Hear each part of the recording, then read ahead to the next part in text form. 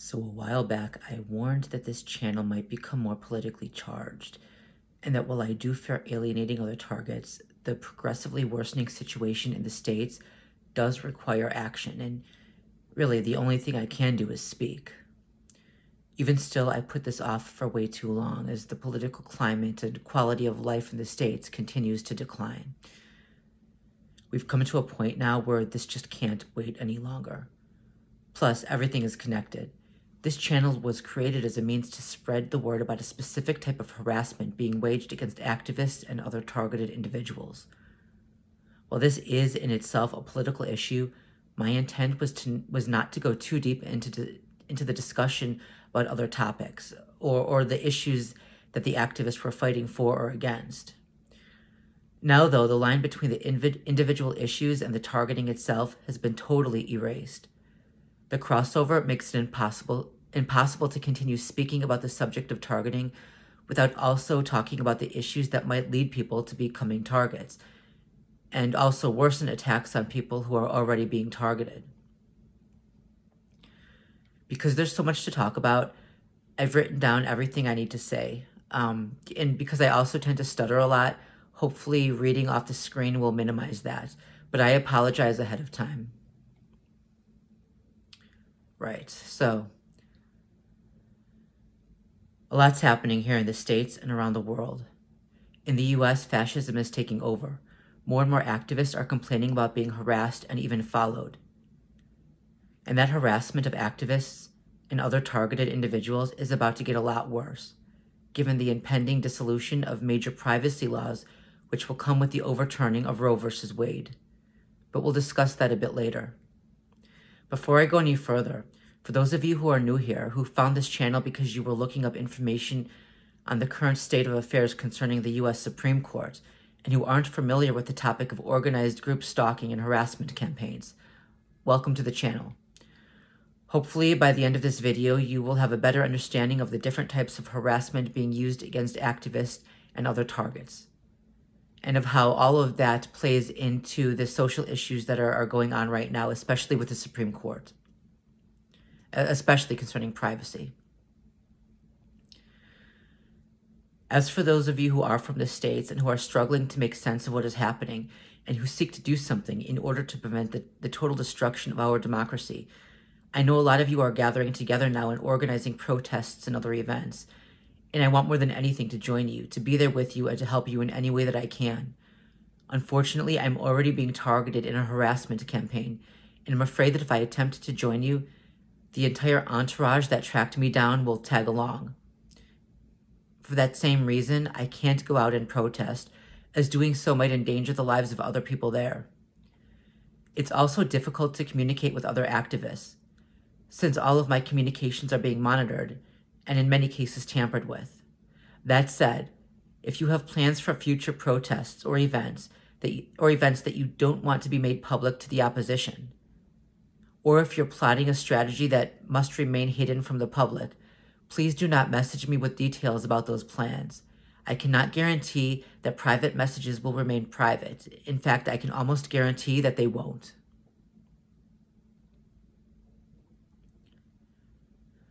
I have been targeted for over a decade now, and what is happening to me and to other targets is now going mainstream, as we are hearing about more and more human rights activists who describe the same type of attacks that we have been complaining about for years. They don't use the same names for it. They don't call it organized stalking or gang stalking because they have come to associate those terms with conspiracy theories. Yet they describe the same or very similar forms of attack. The fascists who seek to keep everyone divided and to prevent the truth from being fully recognized will always attempt to discredit their targets by first attacking their mental health and attributing everything to mental illness. Next, they will attempt to create an association between a certain word and mental illness or conspiracy theory. So when we claim that we are being quote-unquote gang stalked, and activists claim that they are being stalked by groups of people, even though we are talking about the same thing, a division is created by the attackers who want us to think that we're talking about two very different things, one real and one imagined. Watch out for this. Trying to deny the existence of a thing or a concept by using its name to disprove its existence is an attempt to discredit not just the person speaking about it, but to deny the existence of the thing itself. In this case, to deny an entire method of warfare, and to do so based on a word, a label, that has been twisted by the deceivers into something negative, and therefore is discredited not by its actual meaning or the set of characteristics it describes, but instead by the false meaning attributed to it. We can't explain what is happening to us if we don't have a name for it. To trivialize this type of warfare down to ordinary stalking prevents us from explaining what is really happening, since it is much worse than stalking, as horrific as that can be in and of itself. So a name was given to a set of attacks that consists of high-tech stalking, or criminals using social media and whatever other technology is available to them in their stalking and harassment campaign of targeted individuals. Let me be very clear, I am talking about stalking, something that I think we can all agree happens. But with modern technology, it has taken on a whole other level of terror. To assume that criminals would not use the most advanced technology they have available to them is just absurd, and it's delusional. To deny this type of warfare exists, one would have to deny that stalking itself exists.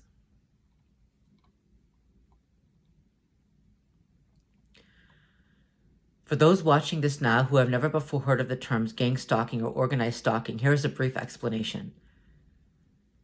These two terms were created by a group of people in order to give a name to a specific set of attacks being waged against them and so many others.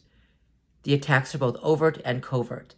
They are overt in the sense that the criminals want the target to know that something is happening, though not necessarily what. But covert in the sense that they don't want the people around the target to know that something is happening. That way, when the target complains or tries to get help, he or she is made to look crazy. In fact, discrediting the target or trying to get him to discredit himself or herself is one of the main elements of this type of warfare. And this is not new. Back during the civil rights era, the FBI waged a covert attack on civil rights activists, including women's rights activists, black rights activists, anti-war activists, and so on. The goal was to quote-unquote neutralize the targeted individuals or groups that were thought to be subversive to the current system or order. They did this with a combination of psychological warfare, physical warfare, and social warfare. They infiltrated groups, attempted to sow mistrust among allies. They spied on people, surveilled them via phone and wiretaps. They followed them around in order to learn every detail of their daily life, tracking pretty much all of their movements. They waged smear campaigns and even drove their victims insane, which only further discredited their victims when they tried to speak out about what was happening to them. This is similar to the method of warfare waged by the East German police, or the Stasi, after World War II. This method of warfare was so horrific and so destructive to the victims that it was later termed Zersetzung, which means decomposition of a person on every level. Okay, that's roughly what it translates to. They did all of the above, in addition to recruiting friends, family, and community members of the target to follow him or her, or monitor his movements, and report back to a certain authority figure. This made it easier for the stalkers to stalk. There were also home break-ins where they would open a window or move furniture or do something to let the target know that his or her home was violated. It was an attempt to create a sense of stress and anxiety for the target, knowing that there was no safe place to take shelter, as even his home was turned into a battlefield. Sometimes just one moment of respite away from the battle is enough to maintain a person's mental health and stability.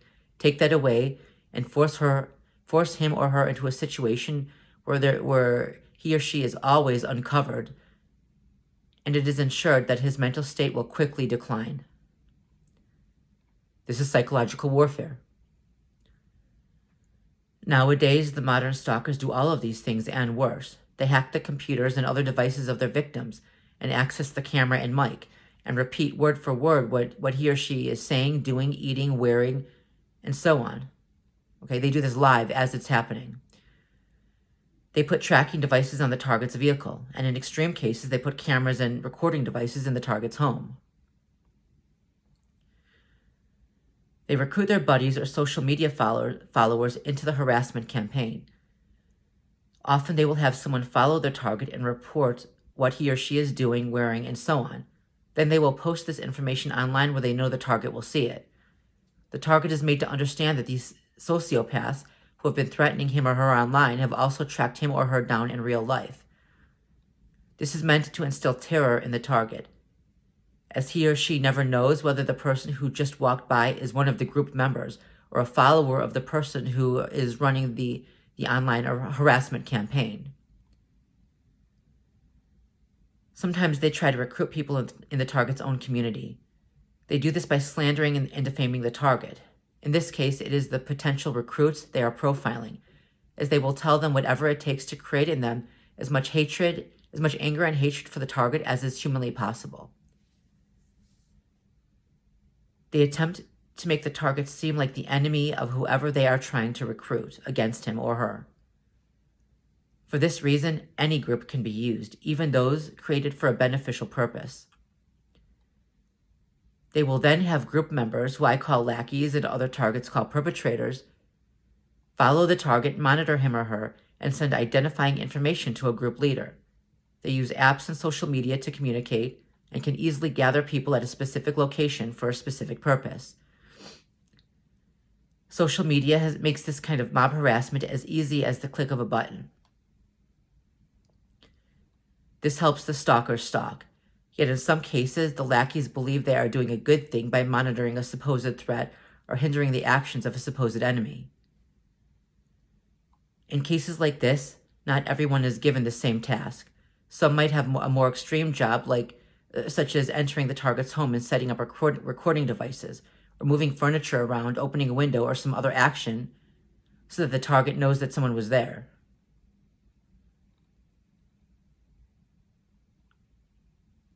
Those who are tasked with doing this job know damn well that they're doing something wrong.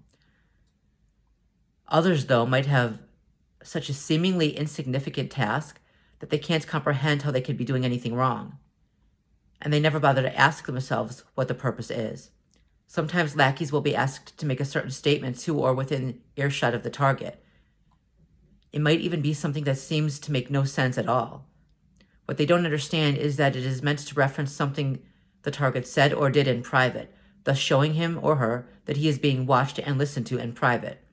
Example, if he made a peanut butter and banana sandwich for breakfast and then dropped it on the floor before he could eat it, they might have people walk by having a seemingly innocent conversation and state, it kind of sucks when you drop your breakfast on the floor before you get to eat it, but who wants a peanut butter and banana sandwich anyway, end quote. The purpose of the statement was to show him that he is being watched in his own home. In the end, they are all being set up for a massive self-fulfilled expectation when the target begins to break down in public and even lash out at some of the perpetrators. So someone who did nothing but make a comment that seemed like nonsense won't understand why the target became so angry over something that seemed so minor, and will thus be more willing to believe that there's really something wrong with the target, especially since the target will,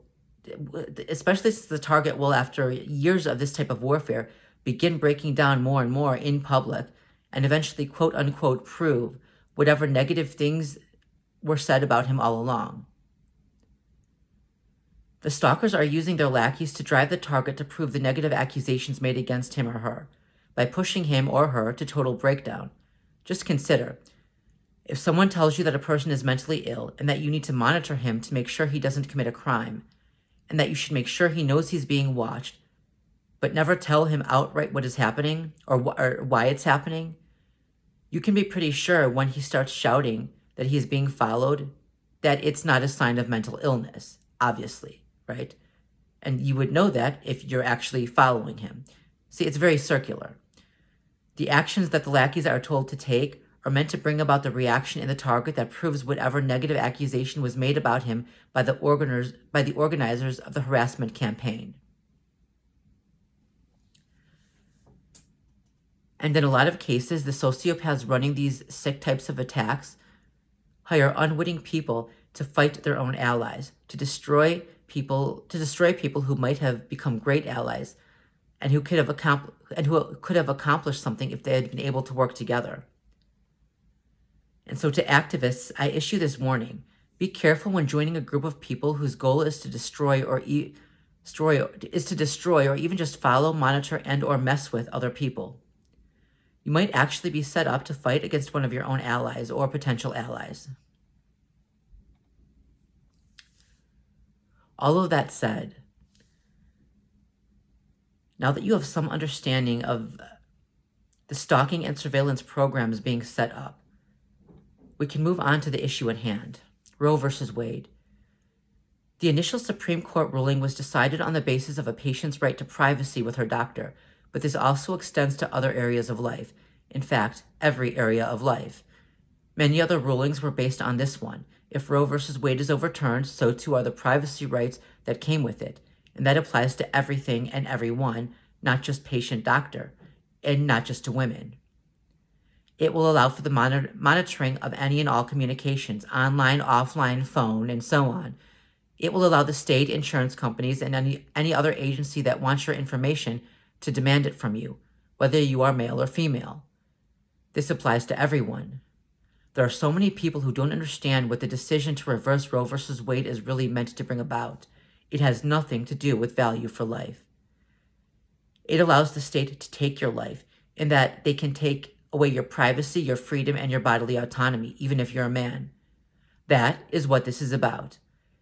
That is the goal of the fascists, who are using Christian nationalism to bring this to fruition.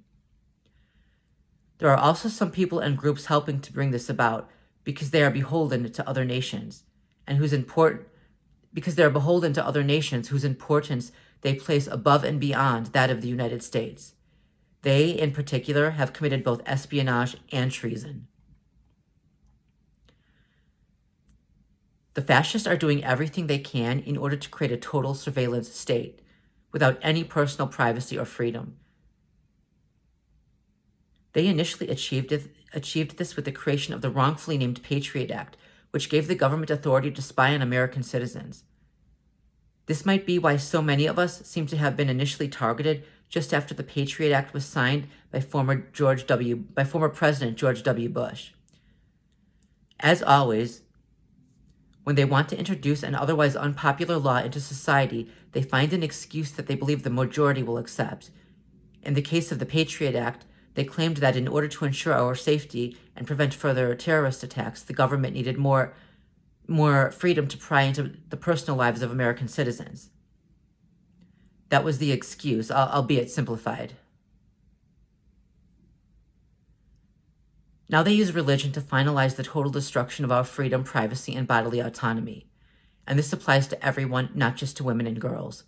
The fascists are only introducing this concept into society by directing it at women and girls first, because they know that enough people will go along with it, or at least sit back and allow it. And by concept, I mean conditioning humanity to accept an existence without privacy, bodily autonomy, or the right to make any decisions for their own body, and thus their own life. Just as they now shout at women and girls, quote, "It's not your body, it's not your choice," end quote. They will eventually be shouting this at men as well. When they use this line against a woman, it pertains to the fertilized egg or zygote inside of her, which is attached to her and can't survive outside of her. If it is inside of her, and it isn't just part of her body, but instead is deemed a human being with full human rights, as the Christian nationalists claim fertilized eggs are, even if they haven't yet been implanted in the womb, then the woman's entire body ceases to be hers. So we can't even say it's her body, can we? It belongs to the zygote, it belongs to the man who impregnated her, and it belongs to the state. And the man and the state can make all decisions for her, no matter how much suffering it causes her, even if it kills her. And of course, they suffer nothing for it, right? Because she's the one stuck inside of that body suffering along with it. They are not. She is the only one who has no say in the matter. That is what this means. And the fascists are conditioning humanity to accept the concept of human beings with zero bodily autonomy. of living inside a body that belongs to the state. Sadly, enough people have approved this because it's only happening to women, for now. But many of the people who support this also rant and rave about their own freedom being taken away. They don't want to wear a mask or get a vaccine to prevent the spread of disease. They want their own bodily autonomy, even if it means sickening other people around them. Keep in mind, while I am not anti-vax, I absolutely do not believe that people should be forced to get a vaccination if they don't want to. The government should not be allowed to make medical decisions for the population. Right now, luckily, you aren't going to be arrested for murder charges if you refuse to get the vaccine, someone near you gets COVID, and they can't determine whether you were the cause. But a day is coming where that will be possible, and that begins with the overturning of Roe versus Wade. What you allow to happen to others will come right back around in the end, somehow in some form. Right? It goes back to the golden rule. If you don't want it done to you, don't do it to others. If you don't want to exist in a body that someone else has decided that for whatever reason they have a right to make decisions for, and you no longer have decisions to make, have the right to make any decisions for the body you're stuck inside of, maybe you shouldn't find excuses to do that to other people. But soon, men are also going to be targeted, and any and all reasoning can be used. Don't want to wear a face mask or get vaccinated? Well, it's not your body, it's not your choice. Since you can make everyone else around you sick. See how that works? If this ruling goes through, the state can and will force you. You say you'll fight it if it happens. Well, it's happening now, or at least it's starting. You still have your freedom and bodily autonomy, but that will soon end. Are you fighting it, or are you allowing it because it's just happening to women, or at least that's how it's made to appear? You can stand outside and protest mask mandates all you want, but unless you fight against court rulings that can end privacy rights and bodily autonomy, you have done nothing to prevent this. Every step of the way, when we warned about how bad this would get, they claimed it would not get that bad. It would never be taken that far, and it would never happen. And it always does, and worse. And when it does happen, they defend it, as if they never tried to convince us that our fears of it happening were nothing more than hyperbole and hysteria.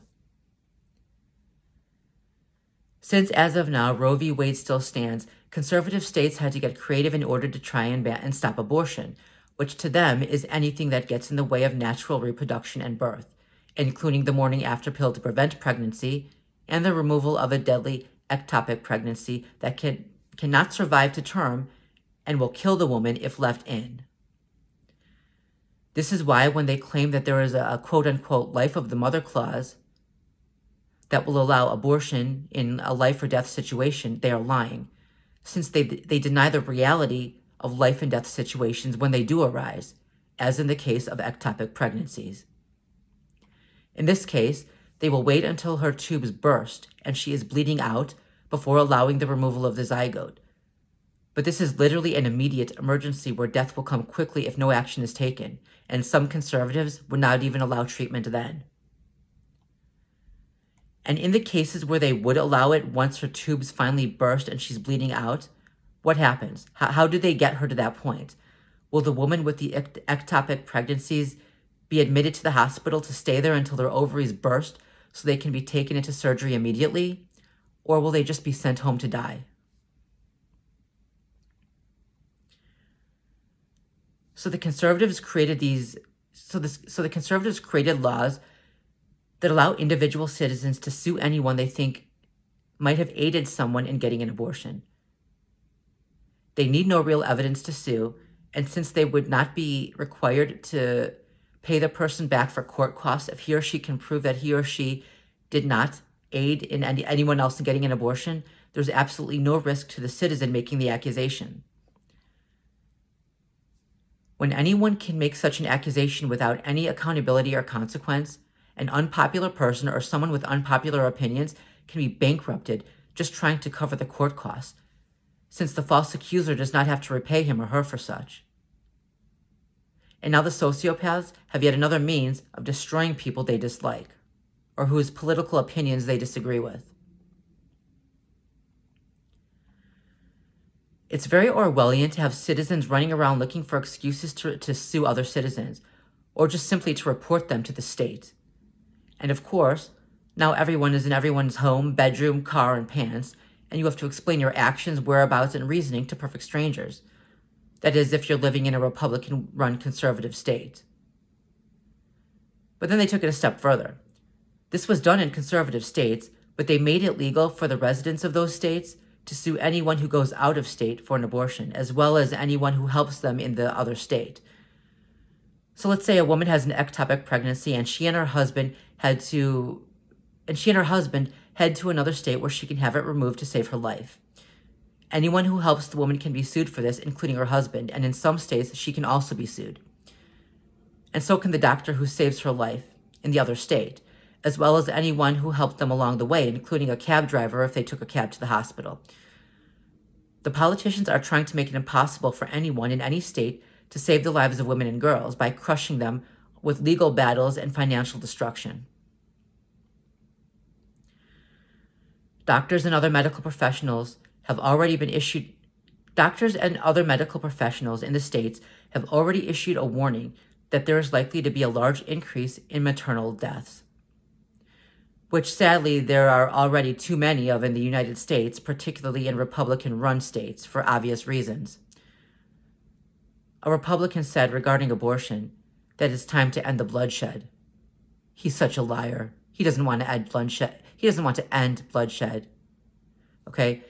His actions will lead to more bloodshed, that of women and girls who will bleed out and hemorrhage. Conservative states have been busy working to create ever more extreme anti-abortion abortion bans, despite Roe v. Wade still existing. And now people can actually be charged with a crime for having an abortion in certain states, and even for leaving the state to have one. So that husband and wife driving to the border to get to a hospital in a state where the woman's life will be saved can be pulled over and arrested. To give an example of just how bad this is, Louisiana just passed a bill that would make all abortion illegal at conception. Not just implantation, mind you, but conception. So a brief biology lesson. When sperm enters a woman's body, it can fertilize an egg outside the womb, and sometimes it can take days, in fact over a week, before implanting in the womb. In a very high percentage of cases, it never does implant, and instead it's flushed out of the body during menstruation. This very natural bodily function of a fertilized egg being flushed out through menstruation that most women have experienced without even knowing would now be considered an abortion based on the bill in Louisiana. So would miscarrying. There have already been women arrested in numerous Republican states for having miscarriages, as every single one is investigated by the state. And when it comes to women and girls, there is no such thing as innocent until proven guilty when Christian nationalists are the ones judging. Okay? Christian nationalists deem them guilty until proven otherwise. And in cases like this, it's hard to prove. And of course, as always, the removal of ectopic pregnancy would also be considered an abortion under this bill, even though it cannot grow to term and will kill the woman if left in. To make matters worse, Louisiana has passed a bill that also deems it homicide to have an abortion, which includes everything spoken of above, including the morning after pill to prevent pregnancy even in child rape victims. This could also make the birth control to prevent pregnancy a crime worthy of capital punishment, since some Republicans have already tried to link it to abortion. And it gets worse. In Louisiana, the legal consequence for homicide is capital punishment. So a woman with an ectopic pregnancy can choose to die of the ectopic pregnancy or have it removed and be killed by the state, which would have her charged with murder. It's almost like a new witch hunt where every woman that has ever had sex becomes the witch. In this case, a woman risks the death penalty just by having sex with her own husband. She either dies from complications due to pregnancy or birth after being denied life-saving medical care, or she is killed by the state for having an abortion. And yet, a man who rapes an 11-year-old girl will not be charged with homicide or even neglectful homicide if she dies, even though everyone with common sense and a basic understanding of biology understands that pregnancy and birth are far more dangerous for underdeveloped girls, especially in situations where they will be denied life-saving medical care. As stated before, this does not stop with the total destruction of women's bodily autonomy and rights as full human beings. The same laws that were created to stop women from having an abortion, even if maintaining the pregnancy can kill them, are now being used against other groups. The Christian nationalists introduced these laws into society first against women because they knew that enough people would go along with it if it was only women and girls who stood to lose their lives. Once these laws were on the books, they could use them against other targets. Some states have now made gender-affirming care for teens illegal. And they have gone so far as to make it illegal for families to leave the state to get their teens gender-affirming care. So it's based on the same concept, quote unquote, you can't do it here, and you can't leave to do it in another state either. They have sent the word out for citizens, or civilians, to report any youth or teenager or anyone who's underage who might be transgender or have family that might support such a thing. There are families who have already had authorities show up at their door as they were accused of child abuse for supposedly allowing some form of gender-affirming care. And folks, we're not even talking about surgery. This is all being done by the same fascists that have also tried to get rid of suicide prevention resources for the transgender community. In fact, for the entire LGBTQ+ community. That alone should tell you what their true intent is. Yes, this is really happening. The Republicans claim to be the party of small government, and yet they are one by one taking away all rights and freedoms from the population that don't serve their Christian nationalist agenda, which has nothing to do with value for life. It's about power, money, greed, dominance. They are taking over state and local governments, and they are giving the state total control over the population to make all decisions about life, death, and everything in between, including what you can and cannot do in your own family. These are the hypocrites who scream and shout about parents' rights, yet will take away the rights of other parents to raise their own children as they see fit. These are the people who demand freedom of speech and shout cancel culture at liberals, yet they themselves ban books, burn books, and criminalize any discussion in public schools about issues they see as contradictory to their own Christian beliefs. As always, they project. Whatever they accuse liberals of, they themselves are doing. And yes, that includes child abuse and child grooming. With the end of Roe versus Wade, each state will have the right to decide on these issues, or so they tell us. It appears at first glance to be nothing more than an attempt to give the states the freedom to choose what to and not to allow, a state's rights. In reality, it doesn't work that way. The Republicans will little by little chip away at every freedom, every right, every iota of privacy from the entire nation. They will make nationwide laws and create nationwide bans. Give them an inch and they take everything. They will not stop, they will never stop until democracy is destroyed and a fascist state run by Christian nationalists based on white supremacist ideologies takes over. When they claim that states should have the right to decide on these issues, they are lying, since they are doing everything in their power to ensure that people cannot get the care they need in conservative states or in any democratic state they might flee to. They do this first and foremost by suing anyone who helps people get the care they need, even if they're branching out and suing people from democratic states for helping someone from a conservative state. And second, by literally making it illegal for people to leave a conservative state to get the care they need. So how does that work? In the worst case scenario, here's an example. Let's say a 12-year-old girl was raped. She was denied the morning after pill to prevent pregnancy, and she is now dying from pregnancy-related complications.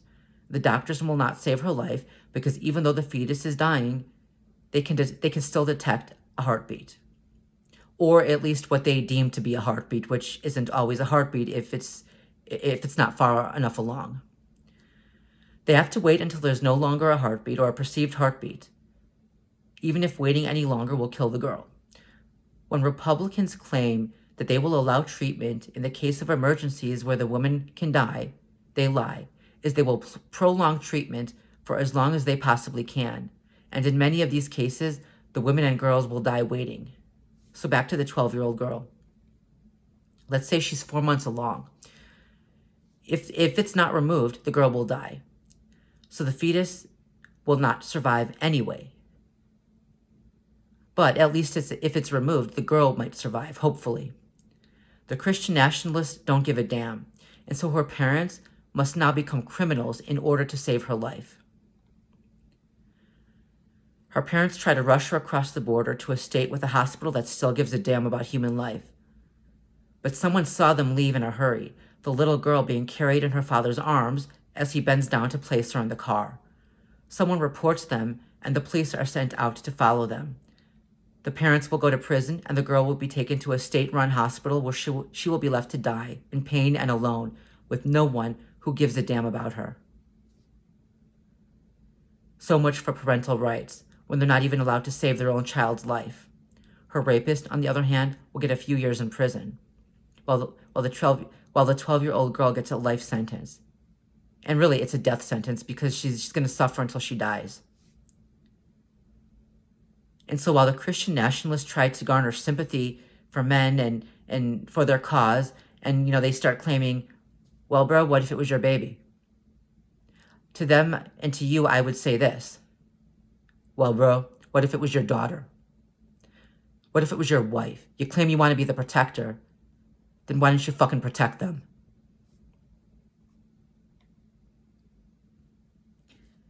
As I mentioned before, these are the same conservatives who shout cancel culture at the liberal left, but then go on to ban books, hold book burnings, ban any talk of certain issues in school, such as gender, race relations, sexuality, history as it actually happened, real science, and so on. Their goal is to raise up a generation that doesn't know its own history, that has no understanding of real science or medicine, and even less understanding of biology. Then they go out and vote, and make decisions for an entire nation based on the lies, misinformation, and pseudoscience they have been taught. It's already bad enough with religious zealots making life and death decisions for other people, though they know nothing about the physical nature of the conditions they are deciding on. Well, some don't, others do, they just don't care. So we end up with people who try to criminalize the removal of an ectopic pregnancy, claiming that it can be relocated to the uterus, or to the womb. This is a lie. It can't be. And it is a lie that will kill women and girls, since laws are being made based on it. And this will only get worse as the next generation in conservative states really does grow up without any real education. Science fact replaced with religious dogma. Real history replaced with a whitewashed narrative that paints slavery as a welcomed opportunity for blacks and forced breeding of young girls as the will and word of God and a blessing to the girls, somehow. All the suffering endured from wicked regimes is covered up, out of sight, out of mind. And so not only do people repeat the mistakes of the past, since they don't see them coming again, they also fail to understand the hardship and pain certain actions cause others. This, of course, allows abusers to keep abusing, since any evidence of the pain they have caused is hidden behind closed doors and covered up, and the victims are silenced. Incidentally, absolutely everything these right-wing fascists are doing now was done in the 1930s in Germany. It was as a means for Hitler to take full control over the population, all leading up to the Holocaust. This is how fascism works, and history is repeating itself. So what happens if Roe v. Wade is overturned? Conservative states immediately ban all abortions in their state and make it a crime to leave the state to have an abortion. But they have included so many medical treatments in the definition of abortion that the word now means anything that gets in the way of natural reproduction and birth. This also includes normal and natural bodily functions that can't be helped, such as miscarriage and the flushing out of a fertilized egg that was never implanted in the womb to begin with. Again, something that happens to almost all women who have sex regularly, including those so-called good Christian housewives. They become criminals, guilty of a felony. It is now a crime to be a woman, as all women are deemed felons simply due to their anatomy. The Christian nationalists want women to get married and mass breed more workers and broodmares for the state and for their state-run religion. But married women would be repeat offenders then, since the flushing out of fertilized eggs that have not been implanted in the womb happens all the time without women even knowing. Even those supposed good Christian housewives who only ever had sex with their husbands would be considered felons. And in the US, felons can't vote. Just saying. And two, just so you know, because the manipulators will always come and try to twist everything you say because they don't care about truth and they don't care about how many people will die if their lies are believed. They just want to win the argument. An ectopic pregnancy is when the fertilized egg is implanted in the tubes, okay? It's not going anywhere. It's not going to be flushed out. And if it's left in, the tubes will burst. I mean, it's going to kill the woman, okay? So there we go. Even before overturning Roe versus Wade, which seems imminent now, the quote-unquote heartbeat bill that was passed makes it illegal to remove a zygote or a fetus if a heartbeat can be detected. But what they call a heartbeat is not actually a heartbeat. Some have even claimed that a heartbeat can be detected 1 month after conception, which is a lie. At 1 month post-conception, a zygote doesn't even have a heart, or a brain, or a central nervous system, or any consciousness. It can't think, feel, or suffer. If there is no heart, there is no heartbeat. But the woman or girl it is inside of does have all of those things. She can think, feel, and suffer.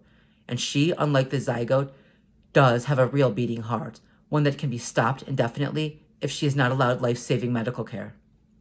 Nonetheless, she will be denied the removal of a zygote that is killing her.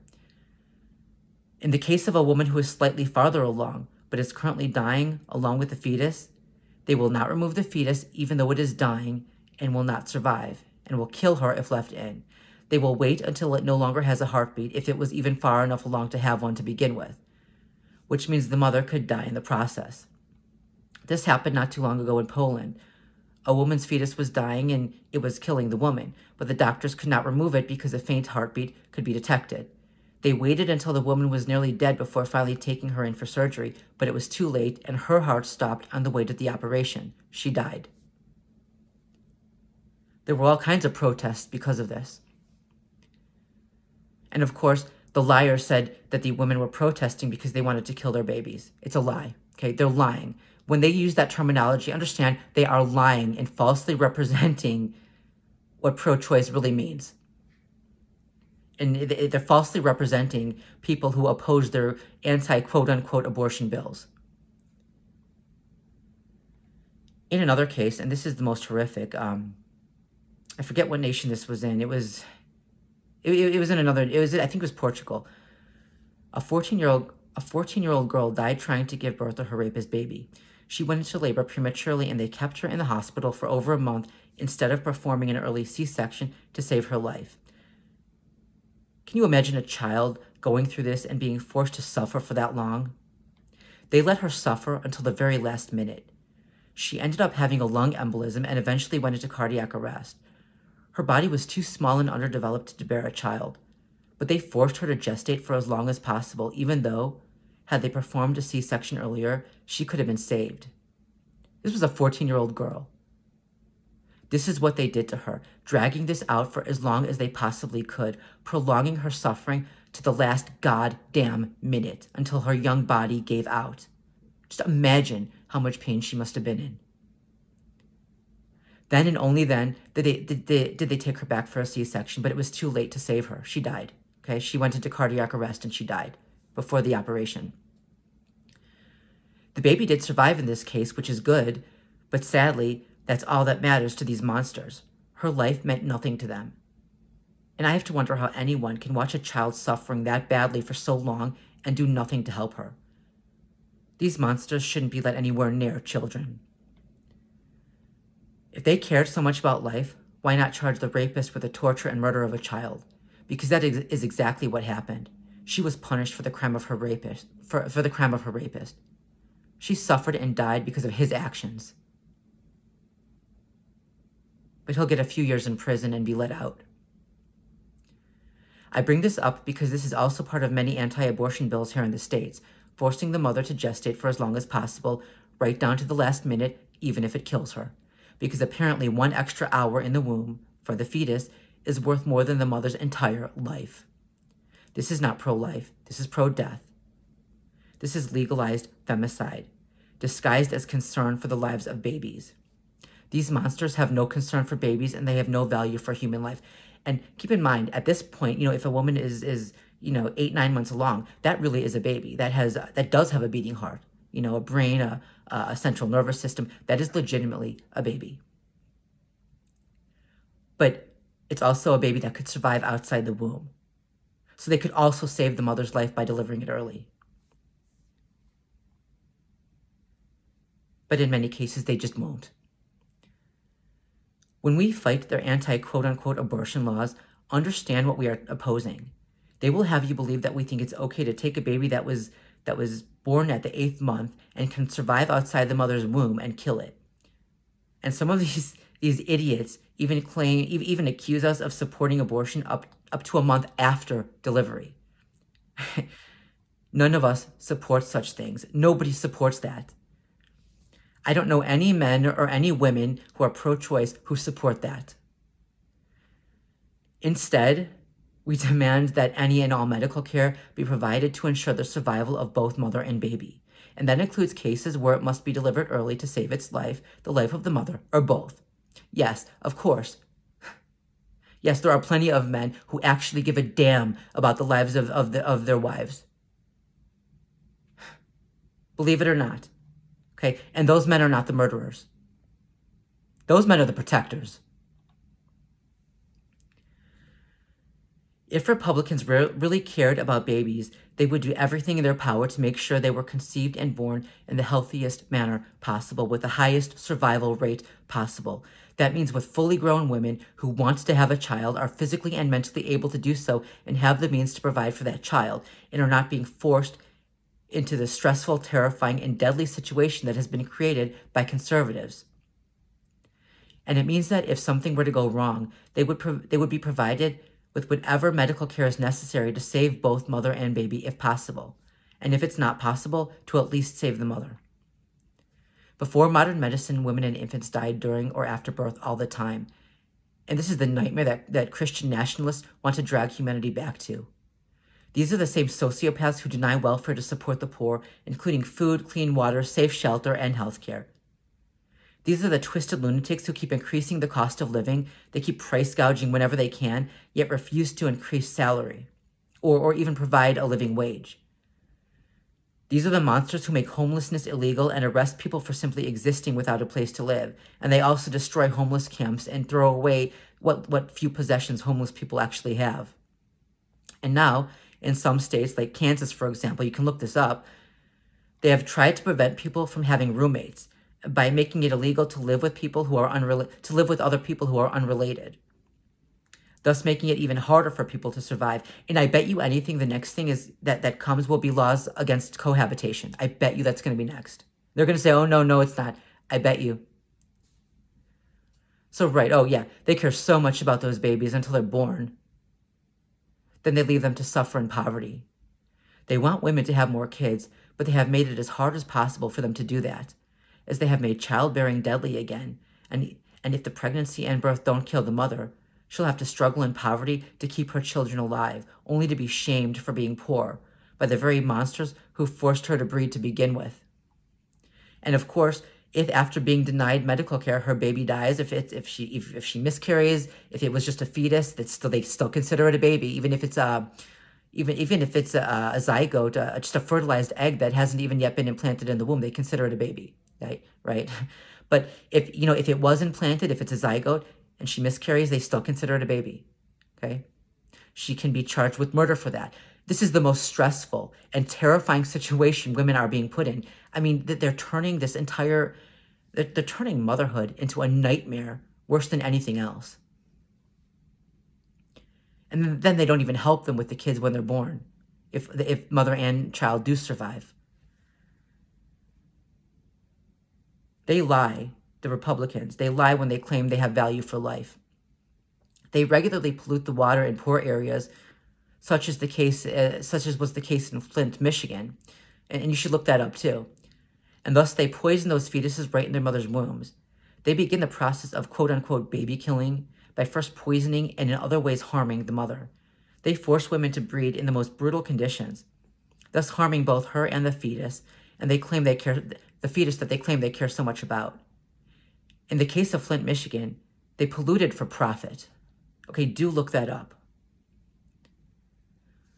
But even when we are clearly talking about a zygote that was literally conceived a week ago and is not, in fact, a baby, they refuse to accept biological facts no matter how well explained. Even if the mother will die if it is not removed, they will fall back on a few pre-rehearsed lines, such as baby killer, it's not the baby's fault, and that doesn't mean it's okay to kill your baby. And they mindlessly recite these lines without considering whether or not they even apply to the specific situation. This has happened concerning the ectopic pregnancy debate, with conservative Christian politicians continuing to stomp their feet and ask why ectopic pregnancies must remain legal to quote-unquote abort. They continue to repeat their same old arguments even when the biological facts were explained to them. They just keep responding with, but that doesn't mean it's okay to kill the baby. All life is precious. It doesn't matter how it was conceived. It still has the right to be born. Yes, one guy even said that regarding the ectopic pregnancy debate. In this case, it doesn't matter to them that it won't be born because it has no chance of lasting to term. And if attempted, it will kill the woman long before it, the zygote, even has a real heartbeat. The quote-unquote, it doesn't matter how it was conceived line is something they initially used against rape victims, even rape victims as young as 11. Now they use it in the case of pregnancy that is not viable, cannot survive to term, and will kill the mother if left in. They don't think. They can't reason honestly. And it's impossible to reason with them. They just keep repeating the same old rehearsed lines out of context, out of place, concepts that do not apply to the specific situation. Even when they know what they're saying is untrue, they won't admit it. They don't care. They just run you around in circles until they wear you down and you give up. And the consequence is the unnecessary suffering and death of women and girls, and even for actual developed babies if their mothers are denied medical care during delivery, right? If they're that far along where they really are babies, okay, and the mother is denied medical care, actual babies can die. These so-called pro-lifers don't give a damn about that because they would deny medical care to the mother, even if it meant the death of the baby, as long as they can prolong the mother's suffering as long as possible, right? Because they believe that was ordained by God. When they shout baby killer at us, understand what this means. They are calling us baby killers and child killers for not supporting their ban on life-saving medical care for women and girls, for not agreeing to their ban on the removal of ectopic pregnancies, for not agreeing to their ban on the morning after pill to prevent pregnancy, for not supporting their ban on any and all removal of a zygote or fetus if leaving it in can kill the mother, for not supporting their ban on early C-section if such a thing is necessary to save the mother's life, or the baby's life, or both, for not supporting their criminalization of miscarriage, and so on. The only way we can escape the title of baby killer is if we vote to allow women and girls to be denied life-saving medical care and to suffer and die unnecessarily. And in some cases to be charged with a felony for miscarrying. Make no mistake, this is state-mandated femicide. And it's also why a lot of lifelong pro-lifers have had to change sides and take a pro-choice stance. The Christian nationalists have backed them into a corner by creating an all-or-nothing situation. The monsters making these laws care more about a zygote than they do about a woman or girl who is already here. They care more about a zygote without a beating heart. They lie when they claim it has a heartbeat. than they do about a 12-year-old rape victim who actually has a beating heart that can be stopped if she is forced to carry and bear her rapist's offspring. And, even if she does survive, even if they, at the very last minute, do give her a life-saving cesarean section to save her life, she is going to have to suffer a hell of a lot before that, because they will drag it out for as long as they possibly can, no matter how much pain she's in. They don't care. They won't even call her a child. They play with words and ideas in order to shape people's opinions of the situation. They will give personhood and full rights as a human being to a zygote, while taking personhood and full human rights from a living, breathing woman or girl. And that includes the right to life. If a woman is already here and a man spills his seed inside of her, whether she is willing or not, apparently her own right to life is nullified, okay? Null and void. They will call a zygote a baby, but they will not call a little girl a little girl. They will call a zygote a child, but they will not call an 11-year-old girl a child if she conceived from rape. They will refer to her as the mother or even as a woman. They do this for a reason. They want to create a sense of personhood around the zygote, to humanize it, to create in people's minds the image of a cute, innocent little baby curled up in a little ball, so that people begin to see it as if that is what it is, when in fact it really is nothing more than a clump of cells without consciousness.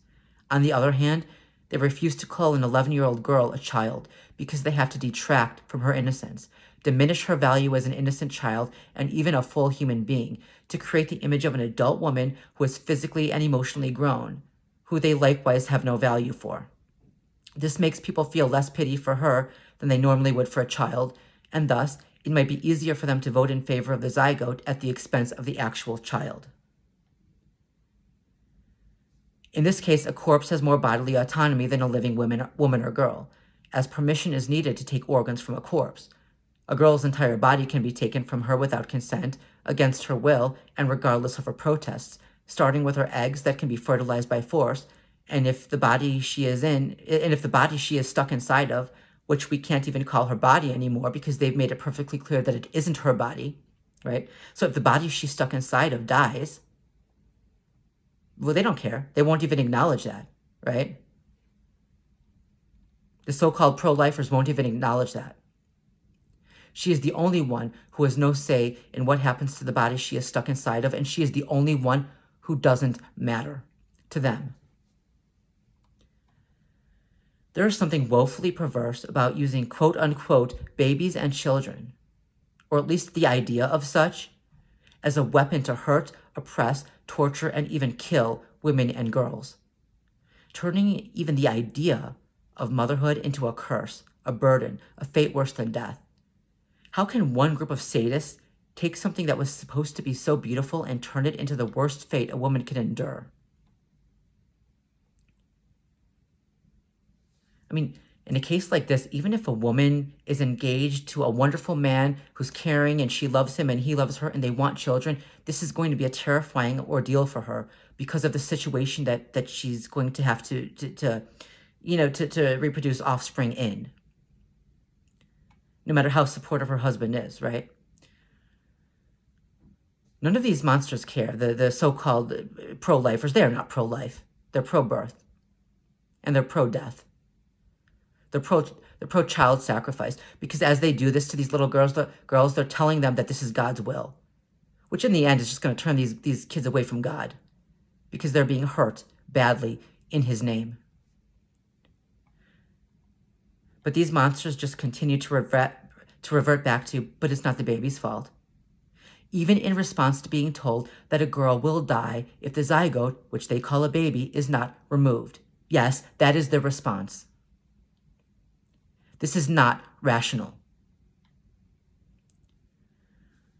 But this all gets worse, as Tennessee tried to get rid of age of consent for marriage, which would have allowed very old men to marry very young girls. Because let's face it, when there is no age of consent, that's what happens, old men with young girls. Luckily, they were forced to amend the bill and maintain an age of consent. They attempted to do this, to legalize child brides, while at the same time trying to ban the birth control pill, even among married couples. Not only would they force married women to mass breed, They would, if they could, force young girls to do the same, even though pregnancy and childbearing is much more dangerous for underdeveloped girls, especially in conservative Christian states where those girls will be denied life-saving medical care. It doesn't help that we already have one of the biggest maternal mortality rates among the developed nations, which at this point should come as no surprise. This would also make it harder for women and girls to get out of abusive relationships. They wouldn't have the means or legal ability to advocate for themselves because they would be totally disempowered and thus dependent on their husbands. They would also be forced to raise their children in this puritanical state-sponsored death cult, as the biological fathers support this cult because it caters to their own biological desires. Consider the rights and freedoms that can be taken away if Roe v. Wade is overturned. This just opens the door for everything to be taken, and they lie when they claim it does not. First, they said that all they wanted to do was ban late-term abortions, which most people agreed with. Hell, I agreed with that, even though it is something that rarely ever happens, and even then is only done in extreme cases where there is usually a fatal flaw with the fetus. Then they said they wanted to ban any abortion past 15 weeks. Okay, well, they did swear up and down that this would not impact women's health and that the life of the mother would always be put first. They promised. Then they started trying to ban abortion in cases where the mother could die if the fetus was left in. Then they started trying to ban abortion of mere zygotes, even in cases where the mother could die if the zygote was left in, such as ectopic pregnancies. Then they demanded the right to force even child rape victims to gestate right up until they were about to die. And then and only then would they try to save the if it was a developed baby, that by then a baby. Though it's usually too late for the girl by that point. And if it wasn't a developed baby, if it was a fetus, they would still let her gestate for as long as possible until no heartbeat could be detected. But they call everything a heartbeat. That's the problem. Like even in a 1 month zygote, they say it's a heartbeat when it's not. So there's always going to be something that they detect that they call a heartbeat. So they're just going to let her die. As in the other cases where they let it drag out to the last goddamn minute, and only then did they rush the woman in when she was literally about to die, and then it was too late. She died. So much for the life of the mother clause. So much for their swearing up and down that they would never risk a woman's life. Then they wanted to ban all abortions, even in the cases of rape and incest. Then they wanted to ban all abortions, even in the cases of rape and incest of a young girl, no matter how young. Then they wanted to redefine rape as something that pretty much never happens, call the women and girls liars, which would immediately grant the father paternal rights and create legal and social hell for the women and girls who would then be forced into a lifelong relationship with a rapist and who would be demonized, condemned, shamed, shunned, and reviled for not wanting that. What a nightmare. Then they said they wanted to ban the morning after pill to ban the morning after pill to prevent pregnancy, even in rape victims who were only children themselves. Then they went after the birth control pill. Now they are literally trying to ban the birth control pill, twisting science and biology into knots in order to try and quote unquote prove that it is in fact an abortive substance. Every step of the way, they said it would not get worse. They would not take it any farther, and they would not take it any farther, and yet they just kept taking it farther and farther until there was nothing left. This is supposedly the party of freedom. And to that, they would shout, "You don't have the freedom to kill your baby." As if the birth control pill to prevent pregnancy kills babies. As if the morning after pill to prevent pregnancy, even in child rape victim, is murder. As if removing an ectopic pregnancy is murder, despite the fact that it cannot last to term and will kill the woman if left in. All they ever do is repeat the same old goddamn line over and over again, and it's a lie. And it sends the false message about our intent. All of it can be criminalized with the overturning of Roe v. Wade. Birth control pills to prevent pregnancy.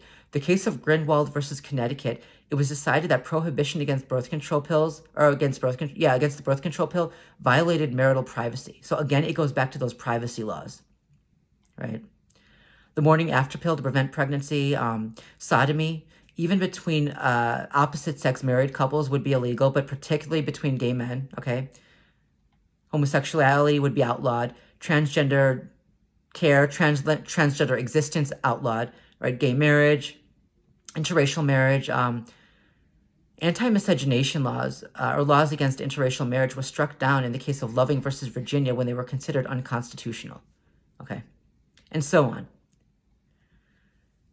To make this worse, Justice Alito's argument that the right to quote-unquote abortion, which you now understand what that is and what that isn't, is not in the Constitution and therefore does not have to be honored. This is quite telling. The original Constitution before the amendments did not support even the basic human rights of anyone but rich, white, land-owning men. He says that the right to abortion is not in the Constitution, and no, it's not. But neither is the right to use birth control, or to have mixed marriages, or for anyone but rich, white, land-owning men to vote, and so on. If we start picking off everything that wasn't in the original Constitution, we're done as a nation. And anyone who isn't a rich white man is going to have to flee for their freedom, their safety, and their lives. If they can even get out at all, as there are now laws prohibiting people from leaving the states to engage in whatever action was criminalized in whatever state they're trying to flee from. Okay? And even white men, if they're pagan, if they can be deemed, a baby killer because they tried to save their wife's life, right? Even their lives are in danger. Keep in mind, while all of this is going on, we have conservative pastors who are shouting that they want to kill gays and burn witches, right? And this applies to all pagans, male and female, not just witches and not just women. Although when it comes to witches, really, in order to be considered a witch, you just have to be a woman who is conscious. These same pastors want to take away a woman's right to vote, earn her own income, divorce her husband, and use contraception. There have already been Christian politicians that have openly stated that they believe it should be I knew that was going to happen. Hang on.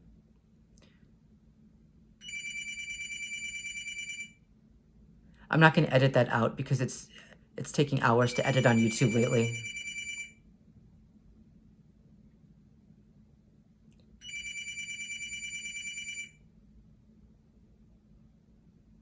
Right, so there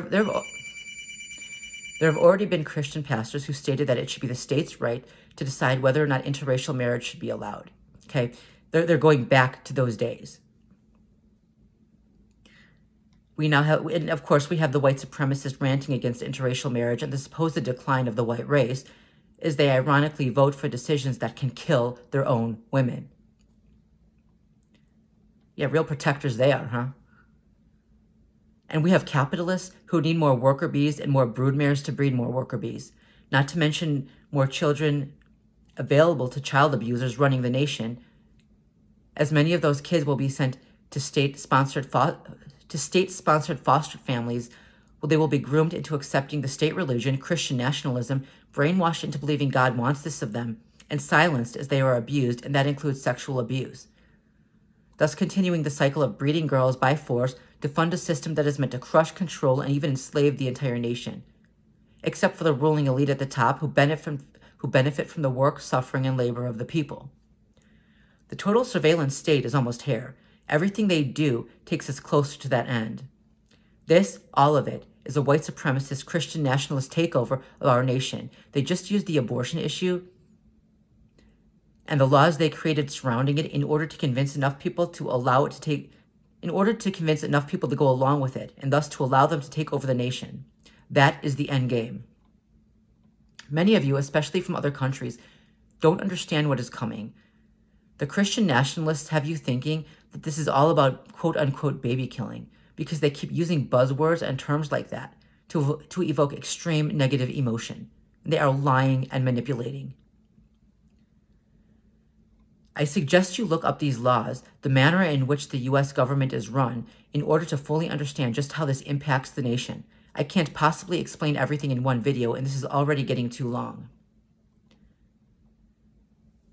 That was a lot, wasn't it? I think I'm done. Hopefully I won't lose too many subscribers for this video. Anyway, To those of you who stand to lose your freedom and possibly your lives due to the overturning of Roe versus Wade, hang in there. You matter. Your life matters. You are a human being, divine under the Creator, and your life is as valuable as any other. Whether you are male or female, gay or straight, trans, religious or atheist, of an Abrahamic religion or pagan or heathen, no matter what they tell you, understand that you are valid and know that you are loved.